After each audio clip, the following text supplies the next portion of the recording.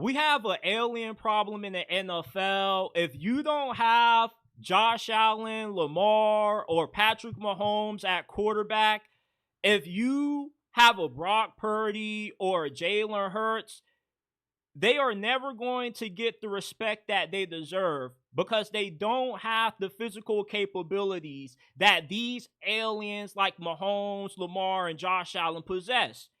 And these quarterbacks have altered how fans perceive what a good quarterback is. Instead of judging quarterbacks based off how productive they are, how consistent they are in the big games, they get judged based on their physical capabilities. Brock Purdy, good example, recently got paid. And despite him being good enough to warrant getting paid what he gets, fans think that he's overrated. He's a system quarterback. He's elevated by the talent around him because he can't do the same things that Lamar, Josh Allen, and Patrick Mahomes can. And if you don't have one of these alien quarterbacks, you always are going to be viewed as a system guy. And if you are somebody that has the physical capabilities that some of these alien QBs possess, even if you aren't the most productive, the media is always going to find a way to make excuses for you, just like they do with Justin Herbert. Look, I'm a huge Justin Herbert fan. Nobody defends Justin Herbert more than I do, but he was god-awful in the playoffs this past season. And there's no excuses about it. You can't blame the receivers. You can't blame the offensive line play. A good amount of the blame has to go on Herbert. But why he gets a pass and why guys like Brock Purdy and Jalen Hurts are held to such a higher standard is because if Justin Herbert can put it all together with the arm strength he has, the athleticism that he possesses, he can be in that alien conversation along with Lamar, Allen, and Mahomes.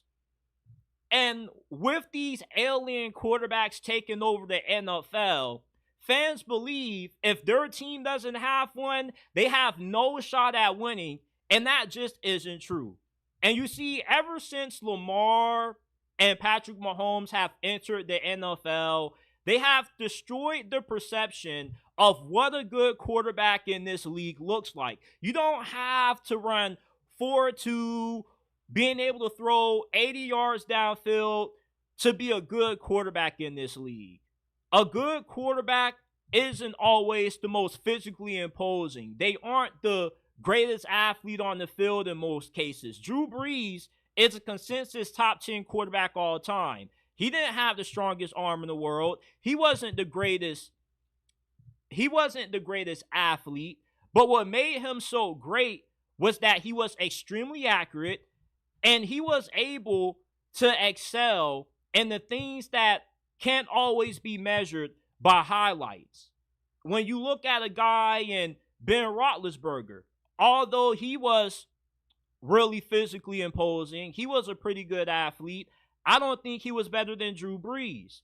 You see, you don't have to be an alien to be a successful quarterback in the NFL. All you have to be able to do is to have a skill set that equates to being productive in big games like we've seen Brock Purdy do. Brock Purdy already has more wins than Jordan Love, Trevor Lawrence, Justin Herbert, but he doesn't get that respect that some of his contemporaries do because he was Mr. Irrelevant, and people equate where you're drafted to how good you actually are, even though there's been plenty of guys who have been underdrafted in the past that have gone on to have Hall of Fame careers, and with him not having a bazooka for arm, not running like Lamar, he gets unjustified hate because that's the new standard, the new precedent that these quarterbacks have set in the league. And even though Lamar, to me, is the most talented quarterback to ever put his hands on the football, we got to hold him accountable for some of the Ravens' shortcomings in the postseason. You see, just because you are the most talented, doesn't mean that you always are going to be the most productive. And that's what we confuse. It goes back to the whole Super Bowl argument that I made a few weeks ago. Winning a Super Bowl doesn't define the entirety of a quarterback's career. Rather you win one or not, there are other factors that goes into judging how good an overall quarterback is. And it goes to their talent level as well. You can be a talented quarterback despite not having a lot of physical gifts. It's the intangibles that matter. And if you want to call Brock Purdy a system quarterback, you got to say that Patrick Mahomes is a system quarterback. If Mahomes would have got drafted by the Cleveland Browns and went to a shitty situation, who knows if his career would have turned out the same way as it has with him playing for arguably the greatest offensive mind in the history of this game, a top 3 head coach all time. The situation that you go to matters. There's not a single quarterback in the Hall of Fame that hasn't played with Hall of Fame level players. Tom Brady played with Randy Moss, one of the greatest receivers all time. John Elway played with several Hall of Famers. Troy Aikman played with several Hall of Famers. When you think of your top 5 quarterbacks in the NFL right now, do you know what all of those guys are going to have in common? They have great teams around them. They're getting great coaching. Great players can't be great players without having great players around them. I know that might be a little bit of a tongue twister to you guys, but it's the truth. Just like how a lot of good coaches can win despite not having great quarterback play, but great quarterbacks can't win championships unless they have great coaching. It goes hand in hand. It's a tandem. You got to have one to have the other. And Lamar, Patrick Mahomes, Josh Allen, as good as what these guys are from a talent level, they wouldn't be as good as what they are if they didn't land in their current situations. Not every single quarterback can succeed on every franchise, contrary to popular belief.